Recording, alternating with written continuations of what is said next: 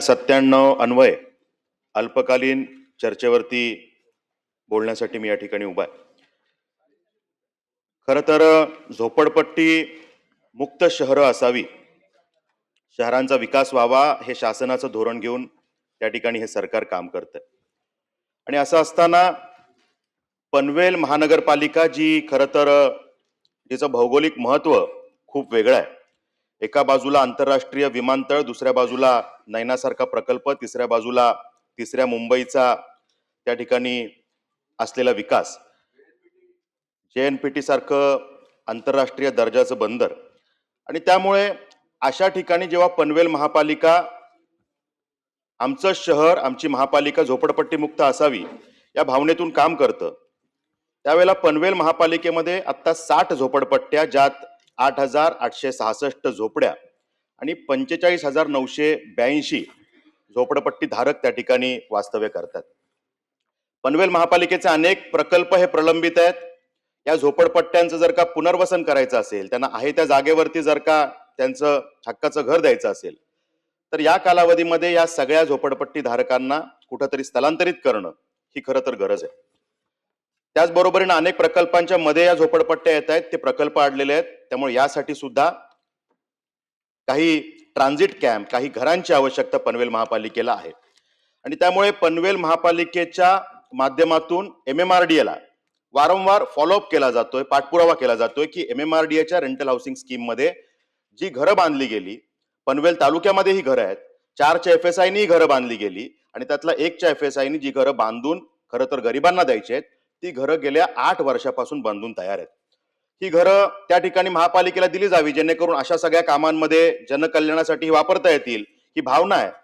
आणि म्हणून जर का आकडेवारी सांगायची झाली तर पनवेल जवळ असलेला मॅरेथॉनचा प्रोजेक्ट, ज्यात 5,782 घरं आहेत, बालाजी सिम्फोनी जिथे 2,109 घरं आहेत, एकूण 7,891 घरं ही गेल्या 8 वर्षापासून बांधून त्या ठिकाणी तयार आहेत.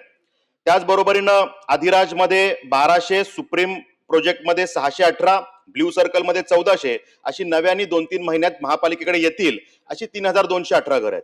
म्हणजे जर का पनवेल जवळ 11,109 घरांचा स्टॉक हा तयार आहे, पण त्या ठिकाणी MMRDA ही घरं अजूनपर्यंत महापालिकेला देत नाही. या ठिकाणी या घरांची जर अवस्था आपण बघितली सभापती महोदय, तर अशा पद्धतीने ह्या घरांची आज अवस्था झालेली आहे की गेल्या 8 वर्षापासून ही दुर्लक्षित अवस्थेत पडलेली आहे. म्हणजे जर का आज ह्याचं रिनोव्हेशन करायचं झालं तर कोट्यावधीचा खर्च त्या ठिकाणी शासनाला करावा लागेल, MMRDAला करावा लागेल, ही स्थिती आहे. मग असं असताना सुद्धा जर का जनकल्याणासाठी घरं वापरली जातील तर ही घरं MMRDA का देत नाही, हा माझा त्या ठिकाणी प्रश्न आहे. आणि त्यामुळे ही घरं तात्काळ त्या ठिकाणी महानगरपालिकेला देण्यात यावी, जेणेकरून अनेक प्रकल्पांच्या विकासासाठी आम्हाला ती घरं वापरता येतील, अनेक गोरगरीब जनतेला ती घरं देता येतील.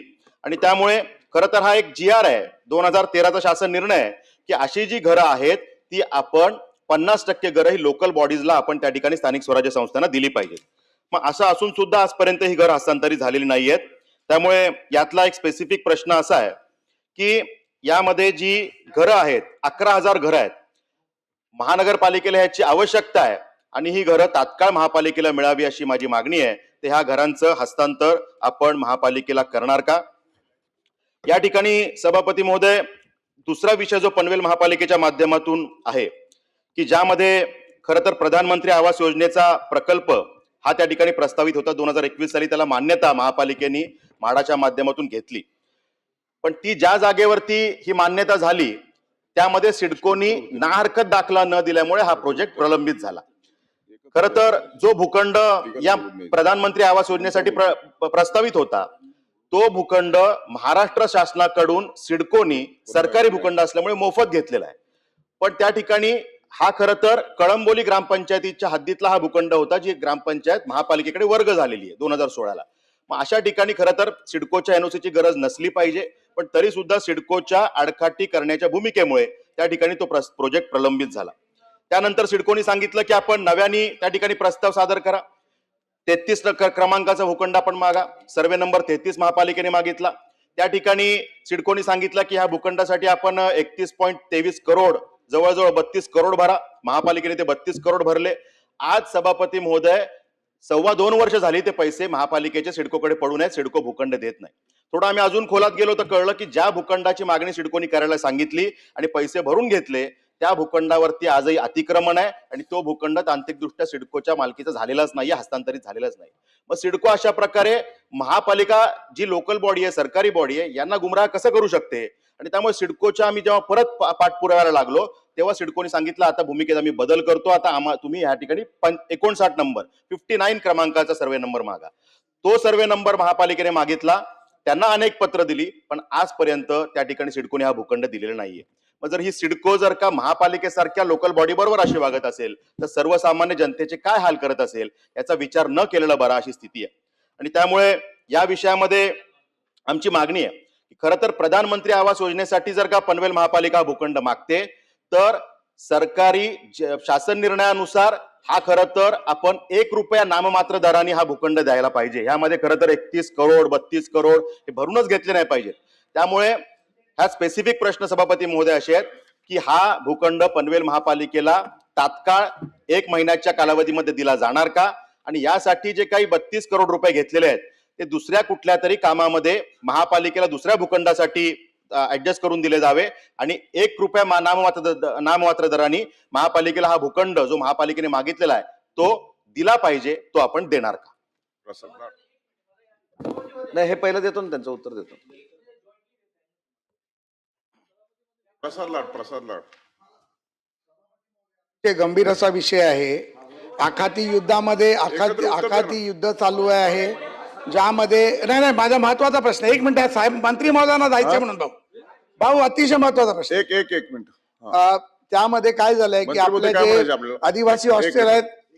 अध्यक्ष सभापती महोदय, की आखाती देशामधल्या बाबीमुळे काही अडचणी निर्माण झाली त्या नागरिकांसाठी अतिशय महत्वाच्या बाबी आहेत, त्याच्याबद्दल दुमत असण्याचं काही कारण नाही. विक्रांतजींनी एक प्रश्न सुरुवात केलेली आहे 97ची, तो पूर्ण होऊ दे. तोच विषय आहे ना, मग 97ला जोडू नये. नाही सन्मान्य मग रेग्युलर बैठकीत मांडा आपण काय मांडायचे ते. तुम्हाला याला बोलायचंय का याच्यात?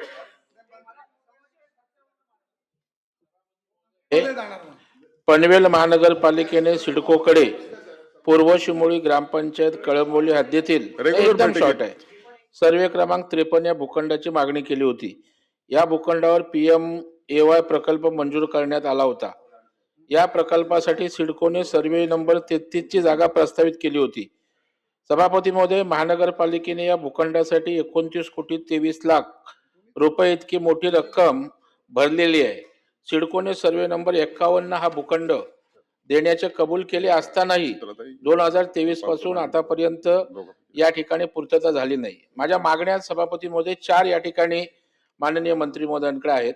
MMRDAच्या रेंटल हाऊसिंग योजनेतील उपलब्ध घरे पनवेल महानगरपालिकेला तात्काळ देण्यात यावीत अशा प्रकारची पहिली मागणी आहे. पंतप्रधान आवास योजनेअंतर्गत झोपडपट्टी पुनर्वसनासाठी आवश्यक ती घरे उपलब्ध करून द्यावीत ही दुसरी मागणी आहे. आणि सिडकोने प्रलंबित असलेला भूखंड ज्याचा उल्लेख या ठिकाणी विक्रांतजी पाटील यांनी केला तो तातडीनं पनवेल महानगरपालिकेला हस्तांतरित करावा आणि या संपूर्ण प्रकरणाची मंत्री महोदय तातडीनं चौकशी करून विलंबासाठी जबाबदारी असणाऱ्या अधिकाऱ्यांवर कारवाई करण्यात यावी आणि इथल्या पनवेलमधील झोपडपट्टीधारकांना न्याय मिळवून द्यावा अशा प्रकारची विनंती मी सभापती आपल्या माध्यमातून सरकारकडे करतो. सचिन आहे. धन्यवाद सभापती महोदय. सभापती महोदय, हे जे रेंटल स्कीमच्या बाबतीतला जो प्रस्ताव आणलेला आहे मुळामध्ये ज्यावेळी ही रेंटल स्कीम झाली त्यावेळी दूरदृष्टिकोनातून सर्वसामान्य लोकांना या शहरामध्ये यायची गरज नाही, तिकडेच रेंटवरती राहता येईल. पण ज्या अर्थी सभापती महोदय ते रेंटल स्कीम फेल होते असं लक्षात आल्यानंतर ह्याच्यातले जे काही राहिलेले शिल्लक जे आहेत हे 50% आरक्षण हे गिरणी कामगारांना केले गेलेले आहे. सभापती महोदय 2016 साली सभापती मध्ये पैशांनी विकत घेऊन आपण ते गिरणी कामगार दिलं, म्हणजे खरं तर ते फ्रीज द्यायला पाहिजे होतं, कारण रेंटल हाऊसिंग स्कीम मध्ये कोणीच घ्यायला तयार नाही. त्यावेळी पैसे भरून सभापती मध्ये दिलेले आहे. 2,500 सभापती मध्ये घरं ती त्यावेळी तिकडे तयार झाली. त्यातले 500-700 लोकांनी ताबा केला. पुढची लॉटरी दुर्दैवानी झाली नाही आणि सभापती मध्ये 2016 पासून ते आतापर्यंत अशी अत्यावस्था आहे त्याची की कोणीही जाऊ शकत नाहीये, कारण मेंटेन नाहीये, काही नाहीये, हे नाहीये. म्हणून सभापतीमध्ये आपल्या माध्यमातून माझी विनंती राहणार की एक तर त्याचा काय निर्णय घ्यायचा आहे, तुम्हाला महानगरपालिकेला द्यायचं नाही द्यायचं, पण सभापतीमध्ये अशा रेंटल हाऊसिंग स्कीम मधून किमान 4,000 ते 5,000 घरं ही त्यावेळी तयार केली गेली होती. मग त्याच्यात नावं घेण्यात काय अर्थ नाही, मॅरेथॉन असेल किंवा इंडिया बुल्स असेल, सर्व असेल. आणि म्हणून सभापती महोदय की आता मग तुम्ही ते गिरणी कामगारांसाठी 50% तुम्ही आरक्षण ठेवायची भूमिका तुमची होती. मग त्या गिरणी कामगारांना तुम्ही आता पर्याय कुठे देणार आहात का? ह्याचाही अंतर्भूत तुम्हाला करावा लागणार आहे हा निर्णय घेत असताना. आणि म्हणून ज्यावेळी हा तुम्ही निर्णय व्यापक घेत असताना पैशाने विकत घेतलेली जी घरं ती नादुरुस्त झाली त्याला एक दुरुस्त करायचं का? आज माननीय उपमुख्यमंत्र्यांनी बैठक लावली तिकडे तो विषय येईल, मी त्या विषयांतर करत नाही. पण हे करत असताना त्याच्याऐवजी मग शहरामध्ये किंवा दुसऱ्या स्कीममध्ये या गिरणी कामगारांना समावेश करून घेऊन मग तो निर्णय असेल जे त्याप्रमाणे आपण करणार आहात कसं नाही, सभापती महोदया 97च्या अन्वये सन्माननीय विक्रांतजींनी जो मुद्दा या ठिकाणी मांडला, त्यांचे जे प्रश्न होते तेच प्रवीण दरेकर साहेबांनी मांडले आणि गिरणी कामगारांच्या संदर्भातला जो प्रश्न आहे तो सचिन भाऊनी या ठिकाणी मांडला. मुद्दा असा आहे की जे रेंटल स्कीम होती त्याची घरं कुठं बांधलेली आहेत हा कळीचा मुद्दा आहे.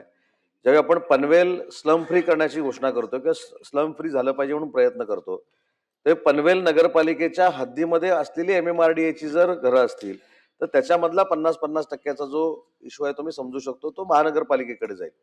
पण ज्यावेळी पनवेल शहराच्या बाहेर ग्रामीण भागामध्ये काही रेंटल स्कीम तयार झालेली आहे आणि त्याची मागणी विक्रांतजींनी केली की पनवेल स्लम फ्री करण्यासाठी त्यातली घरं द्यावी, हा आपल्याला धोरणात्मक निर्णय घ्यावा लागेल. दुसरी महत्वाची गोष्ट सचिन भाऊ तुम्ही सांगितली ती अतिशय तंतोतंत बरोबर आहे. आज देखील संध्याकाळी 6 वाजता गिरणी कामगारांच्या संदर्भातली बैठक आहे. काल आपली शिष्टमंडळाची बैठक सन्माननीय उपमुख्यमंत्री एकनाथ शिंदे साहेबांबरोबर झाली. आता ही गिरणी कामगारांची घरं देखील याच्यामध्ये आहे. गिरणी कामगारांची घरं देत असताना MMR रिजन मध्ये घर द्यावा अशा पद्धतीची भूमिका ज्यावेळी पुढे आली, ते MMR रिजन म्हणजे MMR रिजनचं टोक नाही, ते MMR रिजन म्हणजे मुंबईच्या जवळ असलं पाहिजे. पनवेल असेल, मीरा भाईंदर असेल किंवा ठाणे असेल, या ठिकाणी घरं व्हावीत अशा पद्धतीची ती चर्चा मागच्या मीटिंगमध्ये देखील शिंदे साहेबांनी केली होती. याच्यामध्ये मुद्दा असा राहतो की MMRDA बांधलेली पनवेलची घरं शहरातली याच्यामध्ये आपण धोरणाप्रमाणे निर्णय घेऊ शकतो, परंतु पनवेलच्या बाहेर असलेली ग्रामीण भागातली जी घरं आहेत ती जर आपल्याला स्लम फ्री करण्यासाठी झोपडपट्टीवासियांना द्यायची असतील तर त्याच्यासाठी धोरणात्मक निर्णय घ्यावा लागेल आणि त्याच्यामध्ये गिरणी कामगारांचा देखील से घेऊनच आपल्याला पुढे जावं लागेल, हे मी जाहीरपणाने या ठिकाणी सांगतो. परंतु विक्रांतजींनी जो अतिशय महत्वाचा मुद्दा या ठिकाणी मांडला, त्या पनवेल स्लम फ्री साठी 100% महाराष्ट्र शासन सकारात्मक राहील आणि सिडकोची जमीन पंतप्रधान आवाससाठी देण्याचा सिडकोने जो निर्णय घेतलेला होता परंतु अजून दिलेली नाही, ती देखील नियमाप्रमाणे जी काही जमीन असेल आणि सिडकोने जर घोषणा केली असेल तर पुढच्या 30 दिवसामध्ये जमीन देण्याचे निर्देश सिडकोला दिले जातील. आदरणीय मंत्री महोदयांनी सकारात्मक या ठिकाणी प्रतिसाद दिलेला आहे आणि त्यामुळे खरं तर पनवेलच्या साठीचा हा एक चांगला निर्णय यातून होऊ शकतो, ज्याची चर्चा आम्ही करू. पण जो विषय आदरणीय सचिन भाऊंनी या ठिकाणी सांगितला, खरं तर ही घरं पूर्वीपासून जी तयार आहेत, गेल्या 8 वर्षापासून ही घरं त्या ठिकाणी स्टॉक आहेत आणि गिरणी कामगारांसाठी ही घरं प्रस्तावित असल्याचं MMRDA जेव्हा PMCनी पनवेल महापालिकेने पत्र दिलं त्यांनी त्यात सांगितलेलं आहे. मग जर ही घरं गिरणी कामगारांसाठी प्रस्तावित आहेत तर 8 वर्ष ही घरं दुर्लक्षित का राहतात, याचं कारण काय हे मात्र MMRDA सांगू शकले नाही. मग खरंच जर का ती गिरणी कामगारांना घरं नको आहेत किंवा त्यांना ती दूर पडतायत आणि त्यांना जर का मुंबईच्या आसपास घरं पाहिजेत तर धड ती गिरणी कामगारांनाही गेली नाही आणि धड ती घरं पनवेल महापालिकेच्या उपयोगी येत नाही, असा हा विषय आहे. आणि त्यामुळे खरं तर आपण यामध्ये जो काही धोरणात्मक निर्णय तात्काळ करायचा तो करण्याची आवश्यकता आहे आणि गिरणी कामगारांना घरंही मिळालीच पाहिजेत, पण त्यांना जर मुंबईपासून ती जवळ मिळाली तर त्यामध्ये त्यांचंही भलं होईल. आणि ही घरं जी दुर्लक्षित अवस्थेत आहेत, ज्याच्या डागडुजीवर आता खर्च करावा लागणार आहे, जर ही मान्यता मिळाली तर पनवेल महापालिका तो खर्च करू शकेल. त्यामुळे अशा पद्धतीने निर्णय होण्याची गरज आहे. आणि मंत्री महोदयांनी जे खरं तर उत्तरात सांगितलं की यामध्ये पनवेल महापालिकेच्या हद्दीच्या थोडंसं बाहेर ही घरं आहेत, हे वास्तव आहे की हद्दीच्या बाहेर, पण ते पनवेल महापालिकेला अगदी लागून आणि पनवेल तालुक्यातच ही घरं आहेत आणि 8 वर्ष ही घरं दुर्लक्षित असल्यामुळे यात खास बाब म्हणून आपल्याला निर्णय करता येईल. आणि यामध्ये पनवेल महापालिकेच्या हद्दीत सभापती महोदय 3,500 घरं आहेत, म्हणजे 7,500 घरं ही हद्दीला लागून, पण 3,500 घरं ही हद्दीमध्येच असल्यामुळे यात आम्हाला जी तात्काळ घरं पाहिजेत ती हद्दीला लागून असलेली आम्ही घेतली, पनवेल महापालिकेने घेतली आणि पनवेल हद्दीत असलेल्या घरांना कुठे कंपन्सेट केलं तरी सुद्धा आम्हाला चालू शकणार आहे. पण तात्काळ जर का हा निर्णय झाला तर आम्हाला त्यामध्ये दिलासा मिळू शकेल. पनवेल महापालिकेला अनेक प्रकल्पामध्ये हा विषय उपयोगी येऊ शकेल आणि त्यामुळे या विषयामध्ये तात्काळ हा निर्णय सकारात्मक होण्यासाठी तात्काळ विशेष बैठकीचं आयोजन करणार का, असा स्पेसिफिक प्रश्न. सभापती महोदय, सन्माननीय सचिन भाऊंनी आता जो एका बैठकीचा उल्लेख केला, ती बैठक संध्याकाळी 6 वाजता आहे. त्या बैठकीमध्ये देखील हा विषय येणार आहे. त्या बैठकीला सन्माननीय सदस्यांना बोलवलं जाईल. आता चर्चा संपली आहे. सभागृहाची बैठक आता स्थगित होत असून नियमित सभागृह 1 वाजता सुरू होईल.